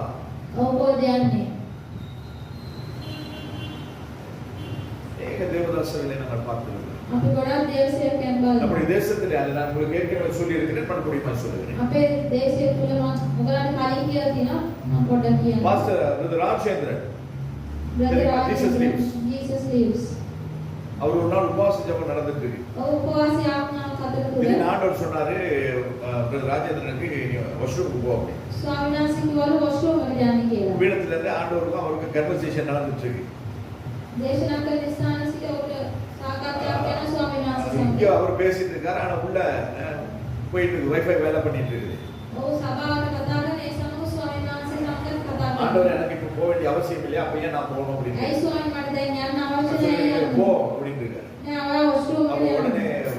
வர்ஷிப் டீம் கூப்பிட்டு ஒரு பாட்டை பாடுங்க நான் வர்றேன்ட்டு அவரு போயிருக்கிறார். ගීතිකාවක් කියන්න අඬගාලා washroom එකට ගියා. கீழே இருக்குது வரிசையா டாய்லெட் கட்டி போட்டுருக்கிறான். washroom ගොඩක් තියෙනවා. அவ போயிட்டு பார்க்கும்போது ஒரு நாள் திறந்து பார்த்துட்டு போறான். එක එක දොර ඇරලා බැලුවලු. ஒண்ணும் கிடையாது. கிறிஸ்துவ ஆனா தேவனே. இன்னும் திறக்க வேண்டியது இருக்கு, திறந்து பாரு அப்படின்னு. තවත් අයින් කිව්වලු ස්වාමීන් அவ වහන්සේ. போயிட்டு இருக்க இன்னொரு வருஷம் திறந்தா அவர் உதவி ஊழியக்காரன் உள்ள பனி சாப்பிட்டு එක සේවකෙක් බනිස් කනවලු washroom එකට ඇතුළේ. எங்க washroom එකට. எப்ப உபவாச ஜெபத்துல ஒரே அறை එකක් ගැව්වලු. நாம கொடுத்தா எப்படி இருக்கும்? ஏன்னா அடி வாங்கறதுக்காக මේ අපි බුද්ධ அந்த ගන්න பாஸ்டர் கிட்ட போனா அவரு குழுக்குழுன்னு வச்சுக்கிடுவாரு. ඒ කියතින් ඒ පාස්ටර් අපි සතුටින් තියාගන්න அப்பே கிடையாது. කිසි වරදක් නැහැ. ஆனால் இந்த இடத்துல என்ன நடக்கிறது? මේ ස්ථානයේ කොහොමද සිද්ධ වෙන්නේ? அந்த ஸ்தானத்திலே அவருடைய திருச்சபையிலே அவருடைய ஊழியக்காரன் செய்கிற தவறை தேவன் தன்னுடைய தேவ மனுஷனுக்கு காண்பிக்கிறார். ඔහුගේ සභාව තුළ දේව සේවකෙක් කරන වැරදි ස්වාමීන් වහන්සේ ඔහුට පෙන්නනවා. காரணம் என்ன? හේතුව කොහොමද? அவர் பேசுகிறது, ස්වාමීන් වහන්සේ කතා කරන්නේ எல்லாவற்றையும் காண்கிறது. හැමදේම දකින්නා දෙයක්. அந்த தேவனோடு கூட நாங்கள் இருக்கும் பொழுது ඒ ස්වාමීන් වහන්සේ සමග අප நீங்க உங்க සිටින வேலை විට தளத்துல நீங்க என்ன பண்றீங்கன்னு பார்க்க வேண்டிய அவசியமே கிடையாது. உங்க பஸ்ஸுக்கு கூட தெரியாது, ஆனா உங்க தேவ மனுஷன் இருக்கு. ඔකනම් වැඩ කරන ස්ථානේ කොහොමද කියලා බොස්වත් දන්නේ නම් ස්වාමීන් වහන්සේ දන්නවා. அதுதான் හalleluya. அப்பேற்பட்டதான தேவ மனுஷன் இருக்கிற இடத்துல நீங்கள் இருக்க வேண்டும். இந்த புத்தகத்தை நீங்கள் வாசிக்கும் பொழுது இன்னும் ஒரு கதாபாத்திரத்தை நீங்கள் பார்க்க முடியும். මේ දේවචනිකේ තවත් ඔයාලා කෙනෙක් බලන්න. ராகாப் என்று சொல்லப்படுகிறதான ஒரு வேசியை குறித்து நாங்கள் வாசிக்கிறோம். රාගාප් යන ඒ වෛශ්‍ය ස්ත්‍රිය, அந்த ஸ்திரீ என்ன அவர் கானானிய ஸ்திரீ, ඒ ස්ත්‍රිය அவளுக்கும் கர்த்தருக்கும் சம்பந்தம் கிடையாது. ඇයට ස්වාමීන් වහන්සේට සම්බන්ධයක් නැහැ. ஆனால் வேவு பார்க்க போனவர்களுடைய தேவன் தான் மெய்யான தேவன் என்பதை அவர் அறிந்து கொள்கிறார். ඔත්තු බලන්න ගිහලා ස්වාමීන් වහන්සේ ඇත්ත ස්වාමීන් වහන්සේ කියලා ගන්න அப்ப දැනගන්න. இந்த தேசத்தில் அநேக ஜனங்கள் இருக்கிறார்கள். මේ දේශයේ බොහෝ ජනයන් அந்த ඉන්නවා. ஜனங்களிடத்திலே நாங்கள் போகும் பொழுது நம்முடைய தேவன் யார் என்பதை அவர்கள் அறிந்து கொள்வார்கள். ඒ ජනයන් තුළට අපි යනකොට අපේ දේවයන් වහන්සේ කවුද කියලා ඔවුන් දැනගන්න. அப்ப அந்த தேசம் முழுவதுமாய் சுட்டரிக்கப்பட்ட பொழுதிலே ඒ දේශය සම්පූර්ණ විනාශ அந்த වෙනකොට தேசம் அழிக்கப்பட்ட பொழுதிலும் ඒ දේශේ විනාශ වෙන විට ராகாப் காக்கப்பட்டார். රාගාබ් බේරුණා. காரணம் என்ன? හේතුව කොහොමද? அவர் கர்த்தர் யார் என்பதை அறிந்தார். ඔව් ස්වාමීන් වහන්සේ කවුද කියලා දන්නවා. தன்னுடைய தவறான வாழ்க்கையை, தன்னுடைய தவறான பழக்க வழக்கங்களை அவள் விட்டாள். තමන්ගේ වැරදි ජීවිතයෙන් අයින් වෙලා அவள் தன்னுடைய வாழ்க்கையை மாற்றிக் கொண்டாள். තමන්ගේ ජීවිතය වෙනස් இதன் කරලා நிமித்தமாய் கர்த்தர் அவளை ரட்சித்தார். ඒ නිසා ස්වාමීන් වහන්සේ එයාට ගැලීම දුන්නා. ஹalleluya. හalleluya. அப்ப நாம எப்பொழுதுமே நம் ஆவிக்குரிய ஒரு கூட்டத்தோடு கூட சேர்ந்து இருக்க வேண்டும். අපි සෑම විටම ආත්මික අය සමග සිටිය යුතුයි. உலக ஜனங்கள் வருவாங்க போவாங்க எல்லாம் செய்வாங்க. ලෝකයේ අය එනවා යන හැමදේම කරන්න ஆனால் ඕනේ. ஆவிக்குரியவர்களோடு கூட சேர்ந்து இருக்கும் பொழுது நாங்கள் ஆவிக்குரிய சம்பாஷணைகள், ஆவிக்குரிய காரியங்களில் நாங்கள் அதிகமாக ஈடுபட முடியும். නමුත් ආත්මික අය සමග සිටින විට අපිට ඒ දේවල් සෑම நாங்கள் யாரோடு கூட பழகுகிறோமோ அவர்களுடைய ஆவி நமக்கு கடத்தப்படும். අපි කා සමගද ඇසුරු කරන්නේ ඔහුගේ ආත්මය අපිට ලැබෙනවා. கவனமா இருக்கு. පරිස්සමෙන් ඉන්න. நம்ம யாரோடு கூட பழகுகிறோமோ அந்த ஆவி நமக்கு கடத்தப்படும். අපි ආශ්‍රය කරන අයගේ ආත්මයක් අපිට ලැබෙන්න පුළුවන්. ஹாஸ்பிட்டலுக்கு போயிட்டு நீங்க வரும்பொழுது என்ன வாசம் அடிக்கும் உங்க மேல? හොස්පිටල් එකට ගිහිල්ලා යනකොට මොනවා විසුවඳක්ද දෙන්නේ? நீங்க மருந்து ஏதாவது செய்றீங்களா? நீங்க கையை போட்டு ஏதாவது பண்றீங்களா? நீங்க போயிட்டு ஒரு ஆளை பார்த்துட்டு சாப்பாடு கொடுத்துட்டு வந்துடுறீங்க. එක්කෙනෙක්ව බලලා කැම දීලා එනවා. ஒரு மணி நேரத்துக்குள்ள சில நிமிஷங்கள் மட்டும் தான் உள்ள இருக்கிறீங்க. හොස්පිටල් එකේ ඉන්න පොඩි වෙලාවක්. ஆனால் வெளியில வரும்போது ஆஸ்பத்திரி போயிட்டு வந்தீங்களோ? එළියට යන හොස්පිටල් එකට கேக்குறாங்க இல்லையா? යනවා. அது போல தான். ඒ වගේ තමයි. ஆஸ்பத்திரி அந்த வாசமே உங்க மேல படரும் என்று சொன்னார். හොස්පිටල් එකේ සුවඳ பத்தி கம்பெனியில வேலை செய்றவங்க மேல பத்தி கம்பெனி வாசம் அடிக்கும். අනුපුරු කම්පැනි වැඩ කරන අයට ඒ සුවඳ பீடி குடிக்கிறது கிடையாது, ஆனா பீடி சுத்துற கம்பெனில வேலை. බීඩි බොන්නේ නමුත් බීඩි කම්පැනි වැඩ. வரும் பொழுது பீடி நாத்தடி. එනකොට බීඩි ගඳයි. அது போலதான் நாங்க யாரோடு கூட இருக்கிறோமோ அவருடைய ஆவி நமக்கு கடத்தது. අපි කා සමග සිටින ඔහුගේ ආත්මය අපිට ලැබෙනවා. எனவே இந்த ராகா தேவ மனுஷர்களோடு கூட சேர்ந்து கொண்டால் அவருடைய வாழ்க்கையை மாற்றும். මේ රාගාව දේව සේවකයන්ගේ එකතු වුණා ඔහුගේ ජීවිතය වෙනස් වුණා. இதுல இன்னும் ஒரு மனுஷனை நாங்கள் பார்க்க முடியும். තවත් කෙනෙක් අපි බලමු. 7வது அதிகாரம் 1 தொடங்கி 26வது வசனம் வரை நீங்கள் வாசிப்பீர்களானால் கர்த்தரின் பரீட்சை. අත්යෙන් පරිචය. 1லிருந்து 26 வரை நீங்கள் வாசிப்பீர்களானால் එකේ ඉඳන් 26. ஆகான் என்று சொல்லப்படுகிறதான ஒரு மனுஷனை குறித்து நீங்கள் பார்க்கலாம். ආගාව කියන මානසික බලන அந்த ஒருவனால் இஸ்ரவேல் முழுவதும் பாதிப்புக்குள்ளானார். ඒ එක්කෙනෙක් නිසා මුළු ඊශ්‍රායල් විනාශ වුණා. ஒரே மனுஷன். එකම එක මිනිස්සු. நம்ம இருந்த ஒரே ஜனாதிபதியினால இலங்கை பாதிக்கப்பட்டதா? අපිට ඒක එක්කම ජනාධිපති සමු ලංකාව විනාශ වුණානේ. இன்னும் ஒரே ஒரு தேசத்தின் தலைவன் எடுக்கிற தவறான தீர்மானங்களினால தேசங்கள் பாதிக்கப்படுகிறதா? දේශයේ එක එක මිනිස්සු ගන්න තීරණ නිසා ஒரு දේශයන් தகப்பன் எடுக்கிற தவறான தீர்மானத்தினால் குடும்பம் பாதிக்கப்படுதா? තාත්තා ගන්නවා තීරණ නිසා පවුල විනාශ වෙනවා. அதே போல ஒரே ஒரு ஆள் செய்கிற தவறான தீர்மானம் அல்லது தவறான காரியங்கள் முழு குடும்பத்தையும் பாதிக்கும், முழு சமுதாயத்தையும் பாதிக்கும், முழு தேசத்தையும் பாதிக்கும். அதே போல ஒரு ஆள் செய்கிறதான தவறு ஒரு சபை முழு சபையும் பாதிக்கும். එක්කෙනෙක් ගන්න තීරණ නිසා මුළු පවුලක් මුළු රටක් ගෙදරක් සභාවක් විනාශ වෙන්න පුළුවන්. அதனால அந்த வசனம் சொல்லுது, வலது இடதுபுறம் சாயாதபடி சரியாய் கர்த்தரை நோக்கி பயணிப்போம். වමට දකුණට ඇරි අපි ස්වාමීන් වහන්සේ දෙස බලාගෙන ගමන් இப்ப කරනවා. எல்லாமே நல்லா தான் இருக்கும். දැන් හැමදේම හොඳයි තියෙන්නේ. ஏன்னா நம்ம வயசு அப்படி. ඒ අපේ වයසේ சின்ன பிள்ளைகளுக்கு எப்ப பார்த்தாலும் விளையாட கொடுப்போம். පොඩි ළමයට හැමතිස්සෙම සෙල්ලම් කරන්න ඕනේ. பெரியவங்களுக்கு எப்பொழுதுமே ஏதாவது பார்க்கணும், பேசணும், சிரிக்கணும் இருக்கும். ලොකු අයට කතා කරන්න ඉනා වෙන්න ඕනේ. அந்தந்த வயதுகள் வரும் பொழுது அந்தந்த சுபாவங்கள் நமக்கு உண்டாகும். ඒ වයස එනකොට අපිට ඒ ස්වභාවය ஆனால் එනවා. அதையும் தாண்டி நாங்கள் தேவனை பார்க்க வேண்டியது. ඊට අපි ස්වාමීන් වහන්සේ බලන්න. ஏனென்றால் அதற்காக தான் கர்த்தர் நம்மை ரட்சித்தார். ඒ නිසා ස්වාමීන් වහන්සේ අපිට ගැලීම දුන්නේ. 18வது அதிகாரம் 3வது வசனம் சொல்லுகிறது, දාඩුවේ පරිච්ඡේදයේ 3 වෙනි පදයේ කියනවා. கர்த்தருடைய ஊழியத்திலும் நாங்கள் அசதியாய் இருக்கிறோம். ස්වාමීන් වහන්සේගේ සේවය අපි அசரகம். අලසකමින් அதாவது கர்த்தருடைய ஊழியத்தை நாங்கள் செய்யும் பொழுது தெளிவாய் நாங்கள் சரியாய் செய்ய வேண்டும். ස්වාමීන් වහන්සේගේ සේවය කරද්දී අපි පැහැදිලිව කරන්න ඕනේ. எனவே இப்பேற்பட்டதான அநேக காரியங்களை ஒரே புத்தகத்தில் நான் பார்க்கிறோம். මේ වගේ නොයෙක් දේවල් මේ එක පොතකින් ඔයාලට බලන්න පුළුවන්. யோசுவா என்ற பெயர் இயேசு என்ற பெயருக்கு சமனான எபிரேய பெயர். යොෂුවා කියන නාමය යේසු කියන නාමයට සමානව එබ්‍රේව නාමයක්. வாக்கு பண்ணப்பட்டதான தேசத்தை யோசுவா இஸ்ரவேல் ஜனங்களுக்கு பெற்றுக் கொடுத்தார். අනාගත වාක්‍යයෙන් කිව්ව දේශයක් යොෂුවා ජනයාට අරන් දුන්නා. அதே போல கர்த்தர் நமக்கு பரலோகத்தை வாக்கு பண்ணியிருக்கிறார். ඒ වගේම ස්වාමීන් වහන්සේ අපිට ස්වර්ගය அந்த பரலோகத்துக்கு நம்மை அழைத்து செல்கிறதற்கு தான் இந்த சபை என்கிறதான இந்த வாழ்க்கை. ස්වර්ගයට අපි ගෙන යන සභාවයි මේ ජීවිතය. இதிலே நாங்கள் சரியாய் நாங்கள் பயணப்படும் பொழுது මේ අපි හරියට ගමන් කරන நாம் විට பரலோகம் போய் சேரும். අපිට ස්වර්ගයට ஏனோ යන්න தானோன்னு வாழ முடியும். අපිට ඕන විදිහට எப்படினாலும் வந்து போக முடியும். කොහොම යන්න පුළුවන් ஆனால் කියන්නේ. வேதம் என்ன சொல்லுகிறது? அதன்படி வாழ்ந்தால் மட்டும்தான் பரலோகம் என்பதை மாத்திரம் நீங்கள் மனதிலே கொள்ள வேண்டும். නමුත් දේව වචනේ තියෙන විදිහට ජීවත් වුණොත් විතරයි අපිට ස්වර්ගයට යන්න ரட்சிக்கப்பட்ட மாத்திரத்தில் நீங்கள் பரலோகம் போக முடியாது. ගැලීම ලැබුණොත් ස්වර්ගයට යන්න බැහැ. நான் போக முடியாது. මම යන්නත් බැහැ. ஊழியம் செய்கிறது நிமித்தமாய் பரலோகம் போக முடியாது. සේවය කරන නිසා ස්වර්ගයට යන්න බැහැ. 20 லட்சம் இஸ்ரவேல் ஜனங்களை எகிப்து தேசத்திலிருந்து அழைத்து வந்த நிமித்தமாய் அந்த மோசே கானானுக்கு போகவில்லை. ලක්ෂ 20 ජන කැඳවගෙන ආව කියලා මෝසෙස් කාන් දේශෙට கர்த்தர் කියන්නේ. சொன்னதை மாற்றி செய்த ஒரே காரணத்தினால் அவன் வாக்கு பண்ணினதால் தேசத்தை பார்த்தானே அன்றி உள்ளே போகவில்லை. ස්වාමීන් වහන්සේ කියපු දේ කරන්නේ නැති නිසා ඒ දේශය බැලුව විතරයි ஒரு නමුත් சாதாரண தேசத்துக்கு கால் மிதிக்கிறதற்கே அவ்வளவு காரியங்கள் இருக்குமானால் සාමාන්‍ය දේශයකට යන්න ඒ වගේ දේවල් තියෙනවා නම් பரலோகத்துக்கு போறதுக்கு எப்படி இருக்கும்? ස්වර්ගයට යන්න කොහොමද? அதே போல இன்னும் நீங்கள் பார்ப்பீர்களா? තවත් ඔබලා බලනවා නම් 10வது அதிகாரத்தை வாசிப்போம். 10 වෙනි පදේ කියවන්න. இந்த யோசுவா என்று சொல்லப்படுகிறதான ஒரு மனுஷன் යෝෂුවා කියනා මනුෂ්‍යයා சூரியனை நடுவானிலே நிறுத்தி வைத்தான். සූර්යව මැද ආසේ නවත්තලා තිබ්බා. நமக்கு முடியுமா? පුළුවන්ද? முடியுமா? தூக்கி நிக்கிற முடியே நமக்கு படுக்க வைக்க முடியல. ඉස්සෙන කොණ්ඩයක්වත් අපිට போட்டு தேய்ச்சி கடைசியில பார்த்தா தூக்கி நிக்கிற முடி கையில் ஓட்டிட்டு இருக்கு. இந்த மயிரையே உன்னால நிப்பாட்டவும் முடியாது, படுக்க வைக்கவும் මේ முடியாது. ඉස්ස කේස් ගසක්වත් අපිට හරියට සකස් කරගන්න බැහැ. நாம எங்க போய் சூரியன் நிப்பாட்டு? අපි කොහොමද ඊර නවත්තන්නේ? ஆனா பாட்டு என்ன குவாலிட்டி உள்ள போட்டிருக்காங்க, சூரியனை சந்திரனை வளைச்சி சூரியனை நிமித்தி என்னெல்லாம் பாட்டு போடுறாங்க. சூரியன் நேரம் நிமிந்தே பார்க்க முடியல. අපි அதுக்குள்ள சூரியனை வளைக்க போறாங்க. வளைப்படி வளர்ப்ப என்னைக்கு வளர்வேன்னு தான் தெரியல. குவாலிட்டி அப்படி இல்லாட்ட ஸ்டேட்டஸ் வைக்கிறாங்க. யோசுவா பாருங்க, சூரியன் அப்படியே நடுப்பகல் வரையும் அப்படியே நிக்கிறாங்க.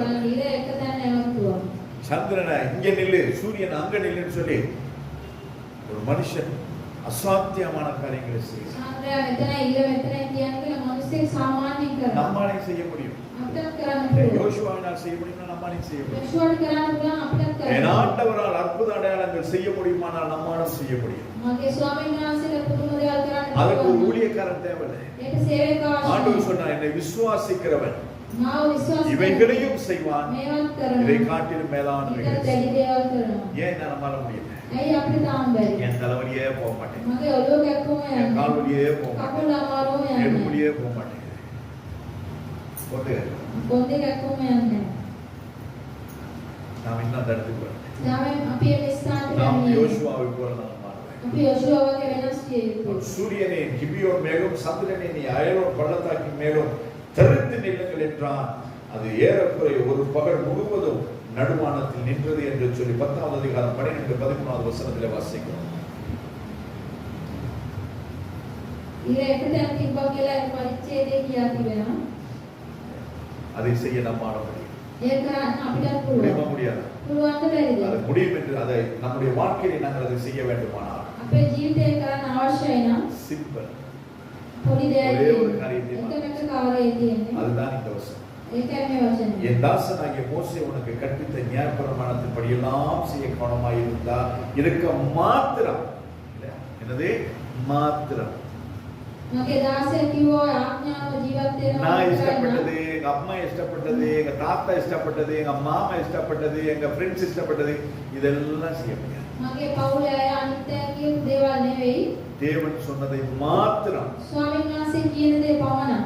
மிகவும் செய்ய மிகவும் பலம் கொண்டு திடமனதாயிரு. ඒ කරන්න අපි ශක්තිමත් සිටියු. நீ போகும் இடமெல்லாம் புத்திமானாய் நடந்து கொள்ளும். බෑනෑනිතරම බුද්ධිමත් அதை விட்டு සිටියු. வலது இடதுபுறம் விடாமல். ඒ අතර වමට දකුණට යන්නේ නැතුව ஒரு சுனாமி வந்தாலும் நிப்பாட்ட முடியும், සුනාමියක් නවත්තන්න පුළුවන්. நிலநடுக்கம் வந்தாலும் நிப்பாட்ட முடியும். භූමිකම්පාවක් නවත්තන්න முடியுமா? පුළුවන්. முடியாது. පුළුවන්ද බැරිද? ஆமா, அங்க இந்தோனேஷியால ஆடும்போது இங்கதான் நாம போய் ஒளிஞ்சுக்கிறோமே. ඉන්දුනීසියා භූමිකම්පයේදී අපි මේ ඇංගෙනවා. நாங்க போய் வீட்டை விட்டு வெளியில வந்து நின்னுக்கிறது. අපි ගෙදර එළියට நீ ගන්න. ஆடி வீடுக்கு வந்துச்சுன்னா இங்க வெளியில இருந்தாலும் தப்பிடலாம். භූමි කම්පාවිල අපේ ගේලවල තෙලිය முடியாது. බේරෙන්න බෑ. நீ அங்க வீட்டுக்குள்ள இருந்தா தப்பிடலாம். நீ வெளியில இருந்தீன்னு சொன்னா நிரப்புண்ண விழுங்கிடும். ගේ ඇතුලේ ඉදියොත්තර බේරෙන්න පුළුවන් එළිය. நம்மை காக்கக்கூடிய ஒரே ஒருவர் நம்முடைய கர்த்தராகிய தேவன் மட்டுமே. අපි ආරක්ෂා කරන එකම කෙනා ස්වාමීන් அவரை වහන්සේ. எதுக்கு பிடிச்சு கொள்ளுங்க கர்த்தர் உங்கள் வாழ்க்கையில. ස්වාමීන් වහන්සේ සදින් අල්ලගන්න. ஜெபம். යාඥා කරන්න. நல்லாண்டவரே இந்த நாளுக்காய் மக்கள் நன்றி செலுத்துகிறோம். යාපත් පියාණන් අදවසට වහන්සේට ස්තුතියි. ஆண்டவரை இடது வலதுபுறம் நாங்கள் சாயாதபடிக்கு செல்ல கற்றுக்கிறது. ස්වාමීන් අපි ළමට දකුණට නොහැරී ඔබ වහන්සේ உடைய கிருபை இதுவரையிலும் எங்களை தாங்கி நடந்திருக்கிறது. ඔබ වහන්සේ කරුණාව මෙතෙක් අපේ ආරක්ෂා. ஆண்டவரே உடைய கிருபை நம்மோடு கூட இருந்திருக்கிறது. ඔබ වහන්සේ කරුණාව අප සමග இந்த තිබුණා. வருஷம் ஆரம்பித்து இன்றோடு கூட 103 நாட்கள் கர்த்தர் நம்மை நடத்தி வந்திருக்கிறது. මේ වර්ෂ ආරම්භ වෙලා 103 දවස් 103 103 දවස් ඔබ වහන්සේ අපේ ආරක්ෂා. மிகுதியாய் இருக்கிற 262 நாட்களும் கர்த்தர் நம்மை இடது வலதுபுறம் சாயாதபடிக்கு நம்மை நடத்துவீராக. ඉතුරු සෑම දවසම ඔබ වහන්සේ අප වැළඳී නැතුව ආරක්ෂා உடைய කරනවා. கிருபை குலங்களுக்கு போய் ඔබ වහන්සේ කරුණාවට இயேசு බලවත් கிறிஸ்துவின் மூலமாய் பிதாவே. යේසුස් වහන්සේගේ නාමයෙන් පියාණන්. ஆமென்.